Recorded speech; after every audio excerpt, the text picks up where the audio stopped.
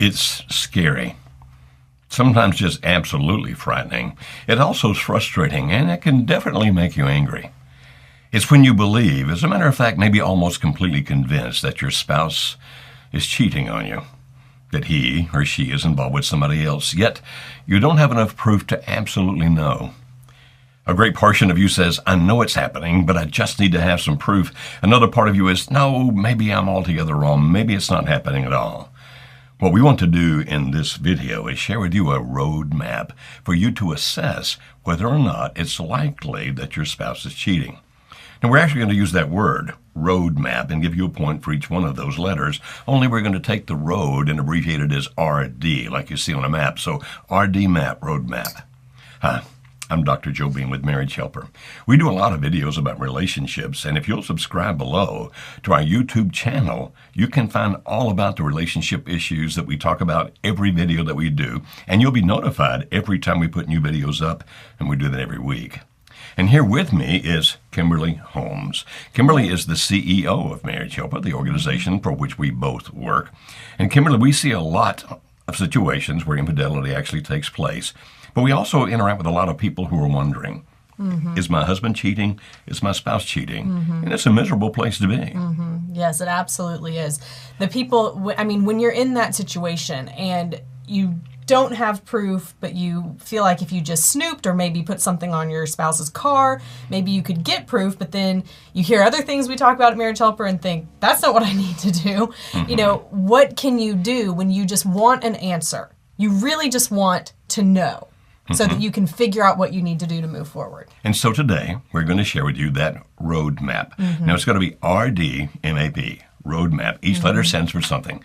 Now, please hear this. It will not necessarily give you definitive proof as to whether or not your spouse is cheating. And please don't listen to this and hear one thing we say and say, oh, he or she is doing that one thing. Now I know for sure it's happening. Be wise. We're going to give you a way to assess it, but in and of that, it does not necessarily give you every answer, but we will show you how to find the answer if you choose to. Now, Kimberly, as we talk about this, the roadmap, RDMAP, to find out, or to assess, I should say, whether or not your spouse is cheating. The first one, the R, stands for respond. It has to do with the way your spouse responds to you. Now, notice everything about the roadmap has to do with something that has changed, meaning it's not the way it used to be. Something is different. And so when we talk about any of these, we're looking specifically for changes. So under each of these, we're going to give you 3 points under the RDMAP, 3 points under each one. So pay attention to them all. And so when we're talking about the way your spouse responds to you, has he or she started evading questions that you ask?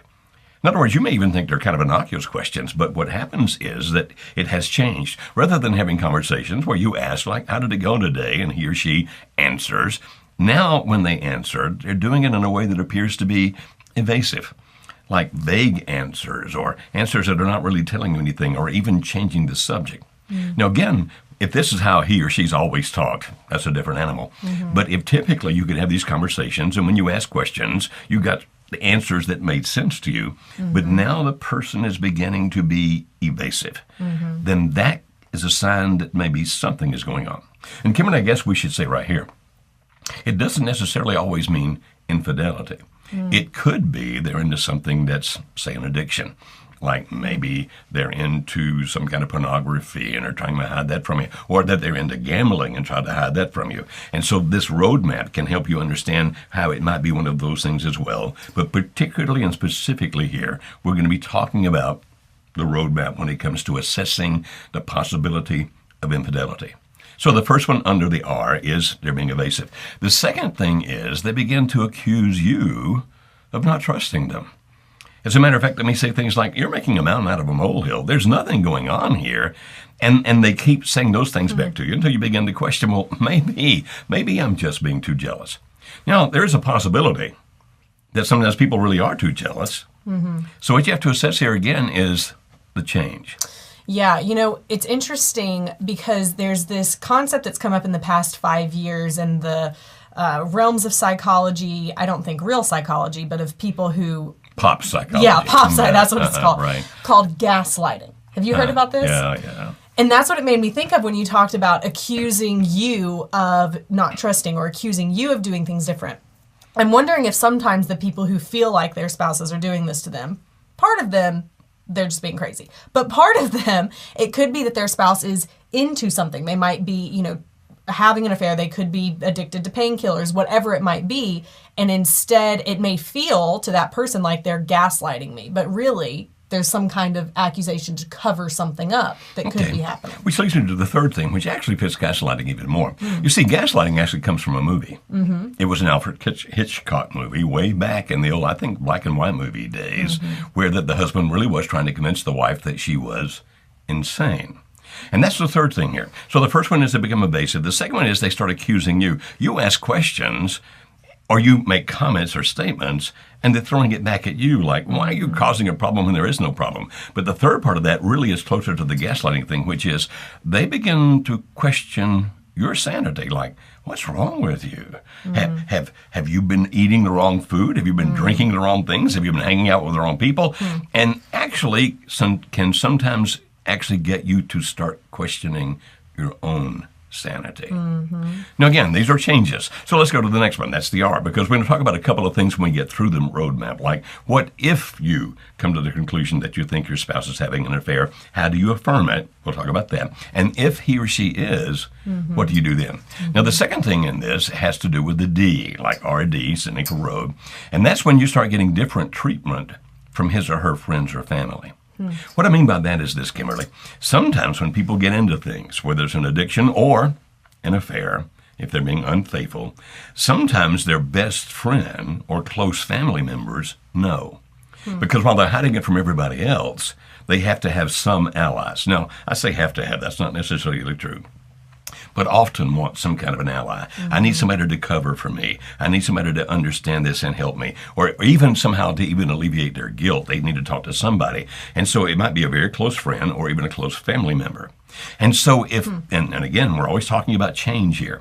If that person, your spouse, if his or her family or friends start treating you differently, because all this is about things that change, start looking for things like this. They may be uncomfortable around you. Before they weren't. They were gregarious. They were happy to be there. All kinds of conversation took place. But now whenever you're around them, and it might not be all of his friends or her friends, all of his family or her family, we're talking about someone that he or she may have confided in. And now when they're around you, because they know about this, they start being uncomfortable. Or the second heading under that, they start avoiding you. Like, hey, wait a minute. Before, whenever I'd come around, they'd walk across the room, speak to me. But now if I'm where they are, they duck off here or they get involved over there. And it's like, wow, why is this person avoiding me? Or even the third one is that when they do look at you, they display emotions that don't seem to fit the situation. Like, for example, they look at you and they look embarrassed. Or they look at you and they look guilty. Or they look at you and maybe you see sympathy. Like they feel sorry for you, or even the fact that they are angry with you because maybe, if indeed your spouse is involved in these situations, he or she is convinced the other person about how bad you are into things you do. Now, again, we're talking about change. Right. If these people have always been like that, right, then don't pay any attention to it. Right. And this one is so difficult. Well, all of these are, but this one's very difficult as well because you can convince yourself, well, they're treating me differently because you're looking for reasons or you're looking for things. So the encouragement here is to really try and be as unbiased as you can be. And of course, remember, this is one of 5 total things we're talking about. This one in isolation may or not mean anything, but this one combined with especially more of the others could just give you more of a reason to think maybe something's going on and maybe I need to look into that. But it's not to get you to worry more. No, and that's an excellent point. Don't take just one of these things and think, that means something bad's going on. We're talking about a combination of several things here. And so understand, that's the D. Let's go to the M, the map. Look for things that are missing. Now, don't just do this all the time, as Kimberly just said. If you have pretty strong suspicion that something's going on that shouldn't be going on, then look for missing time. What I mean by that is that he or she typically would be at this place at this time, but now they're not. And all of a sudden they're working a lot of overtime. Like, wait a minute, where are you? Or I got hung up with my buddy and he's telling me all about his problems, and so I'm spending time with him a lot just listening to him. Now, that might be legitimate. That actually might be true. But when you have missing time, and not just once, maybe not even twice or 3 times, but it begins to be a pattern of, I don't know where you are. And that is what we mean by missing time. I don't know what you were doing there during that period of time. I know what you told me. Oh, you said you were shooting pool with your friends. But every night? And then also look for missing money. Because you see, and particularly for husbands here, it's also applicable to wives, but sometimes not as often. If indeed they're doing something they shouldn't do, most things cost money. If they're meeting off someplace to be together and they need a room, God forbid, that costs money. If they are into gambling, obviously that costs money. So you look for missing money as well. And what I mean by that is that you say, wait a minute, we usually have more money than this. Here's $100 missing here, or here's $200 missing there. And when you start asking about it, it's back to that very first one, the responses. The responses are vague and evasive. Because of the fact that usually they would just say, oh, I did this. Yeah, okay, fine. But now it becomes shifty, those kinds of things. So missing money, missing time, and missing affection. Like he or she used to come in and give you a kiss, give you a hug, cuddle you in bed, and now they're beginning to move away from that. And so it's like, I'm not getting the affection from you I used to get. Now again, in and of itself, by itself can mean any number of things, including somebody having a bad day. But in culmination. Now this one also has a caveat. Sometimes there's an increase of affection that comes seemingly out of nowhere, where you're starting to have sex more, or they're holding your hand more, or they're hugging you more. And the reason for that is because they might feel guilty about what they're doing. And out of that guilt, it urges them, pushes them to be even more affectionate. Either guilty or ambivalent. Like, I'm not sure if I want to leave you for this person. And so that one actually has an opposite as well. Sometimes it's not missing, sometimes it's increased. So you've had the R and the D and the M, and here's the A, altered or new things, meaning that they're not doing things the way they used to do them. So, for example, the appearance changes. I mean, for years they've struggled with the weight, but all of a sudden now they're able to start losing the weight, working out. They start dressing better than they ever have. They change hairstyles to a new hairstyle. Now, again, in and of itself, by itself, that might not mean anything. But when you look at the combination of these things together and they start changing the way they look, often that can mean I'm trying to impress somebody else. Right. I want to make sure he or she finds me attractive. But not just that, altered beliefs and values. Like, for example, maybe they used to stand strong saying things like, adultery's wrong, I can't see anybody would do that. Or people shouldn't gamble their money away, or whatever it might be. But in conversations, or when you're around them, or even watching television, you see that they have started shifting their beliefs and values to where, well, I can kind of see that. I can understand why people would do that. Now, in and of itself, it might just be a transition in life. But coupled with all these other things, when they start changing their beliefs and values and you start hearing things from them you didn't hear before, that can be a really bad sign. And if you're involved in your religion, whether that's Christianity, Judaism, Islam, whatever it might be, if you're involved in your religion and they begin to pull away from that, they don't go to church as much as they used to, or start talking about all the hypocrites that are there, or like, man, I don't know if I believe all that stuff anymore. So it's not just a change in appearance, it's changes in beliefs and values in religion. We saw that not long ago with a couple where that the husband, who used to be very active in church, just quit going to church altogether. Right. No, he didn't stop immediately. And then the other thing that would be altered would be involvement with you or with your kids. Like, hey, every Saturday he or she used to take the kids and do this. We used to do a lot of picnics together. We did these things. We did those things. And now that's not happening anymore.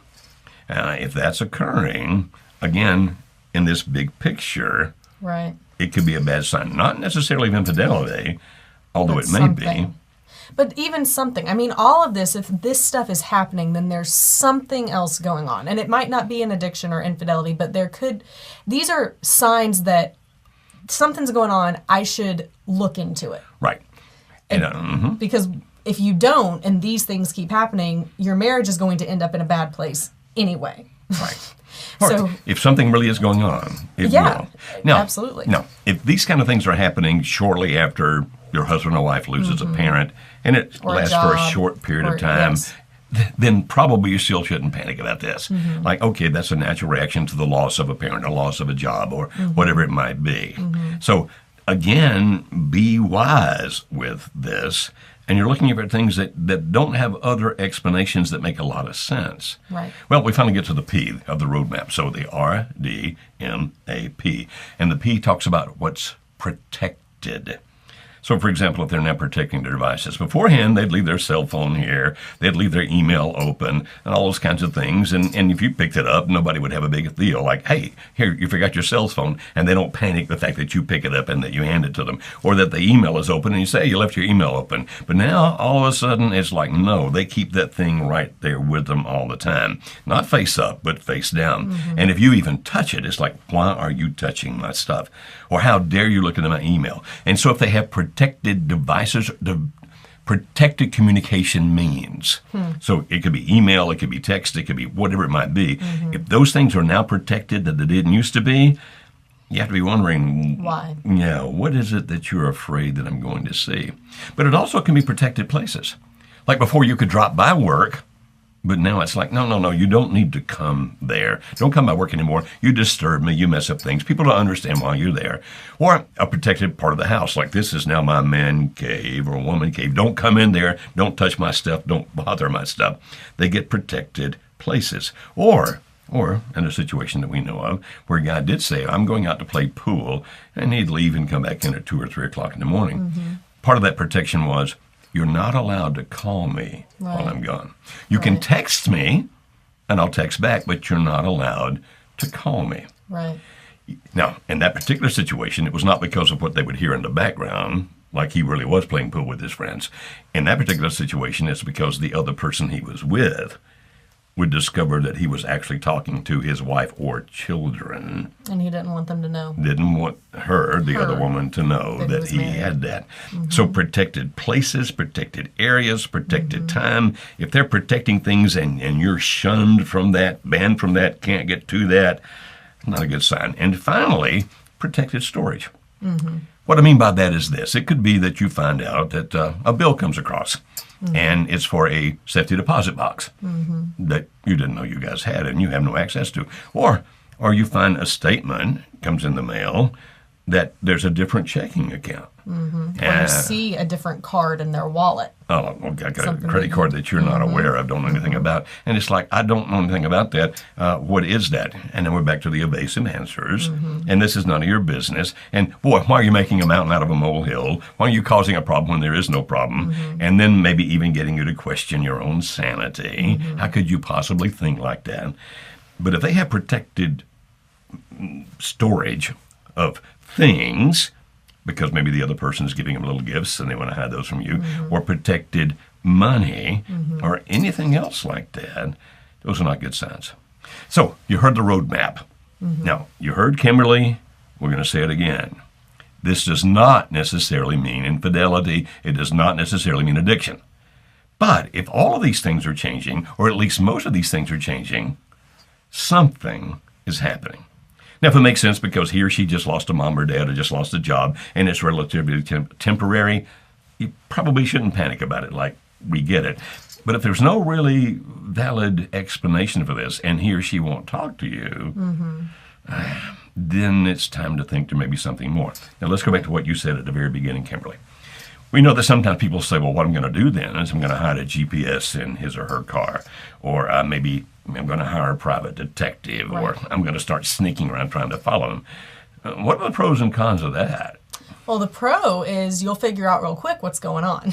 I mean, that's really the only pro. The con is it can be expensive. That's one con. But a bigger con is that when your spouse finds out that's what you've done, even if they're in the wrong, if they're doing something they shouldn't be doing, then all of a sudden, it's not what they're doing that's the issue. It's what you just did that is the issue. And you lose your leverage of being able to help rectify the situation because they're going to be very mad at you. Yeah, as ridiculous as it may sound, It's not about my adultery. It's about how dare you violate my privacy. Now, from an objective third party, you look at it and go, what? Right. What about the pot and the kettle kind of thing? Right. But they actually use that and say that just justifies what I've already thought about you. You're controlling, you're dominating, I can't live with you, et cetera, et cetera. Now, I have on occasion witnessed it where it actually worked the other way, where the person got caught like that and they really did fess up and they dealt with it. But it's always been rare. It's happened, but it's rare. Now, if you want to roll the dice and see if it works for you, you can go ahead and do that if that's what you wish to do. Or if you've already decided, I just want to know for sure because if it's happening, I'm going to divorce that person, then why not? Do whatever you want to do when it comes to GPSs and detectives and et cetera. But if you think you really want to save this marriage, then that's probably not the best way to do it. So people might be thinking, okay, well, I've got these things going, but I don't really know. What do I do next? We recommend that even though he or she's been being evasive, that you still have a conversation. And the conversation would be something like this. I'm not attacking you. I'm not accusing you. But you see, let me just list some things that have been bothering me. As a matter of fact, you might want to go right down the roadmap. Not saying we got the roadmap from Marriage Helper, right. but saying... They think you're in an affair. Here's what they said to look for. Yeah, don't do that. Don't do that. Because then they won't listen to anything you say. But it's like, it's bothering me that these changes have been occurring, the evasiveness, all the things that we've talked about so far. And so I'm asking you to respect me enough to tell me the truth. I'm not going to attack you. I'm not going to do some dreadful, drastic, terrible thing.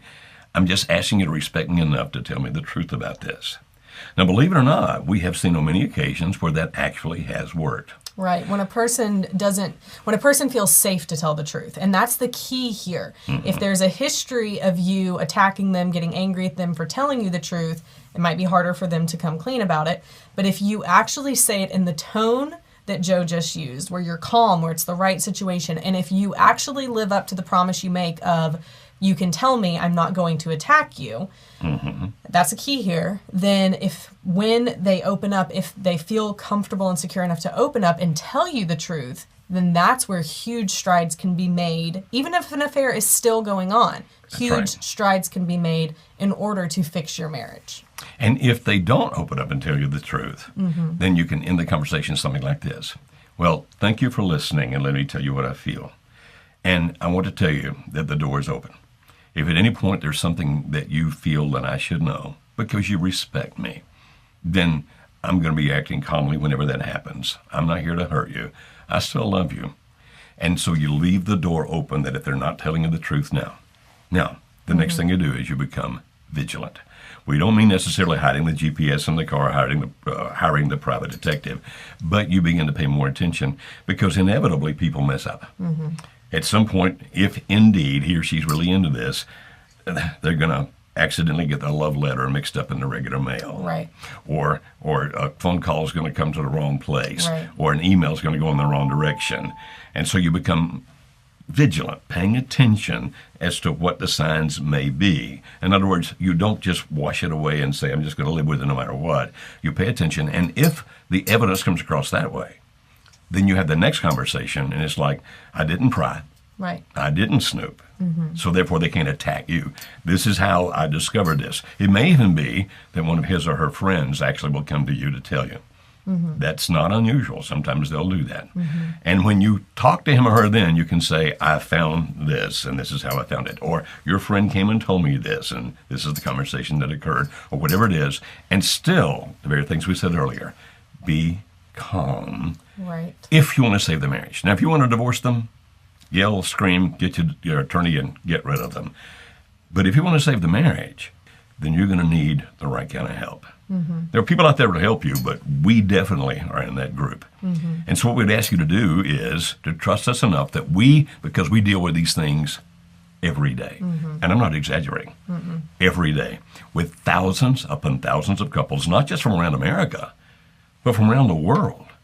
In the last workshop we did, we had couples there from Germany, for example. We recently had people from Hong Kong, Singapore, Beijing, and Canada, and all across America. So wherever you live, we will help you as much as we possibly can. We have things we can do. We can offer coaching for you by phone, FaceTime, whatever it might be. We have an intensive 3-day workshop we can help you with. That we'll be glad to tell you about, but I don't have time to explain here. We even have an online course for you if indeed you discover that your spouse doesn't want to be in the marriage, but you still do. We can guide you through the things that, if anything works, this will.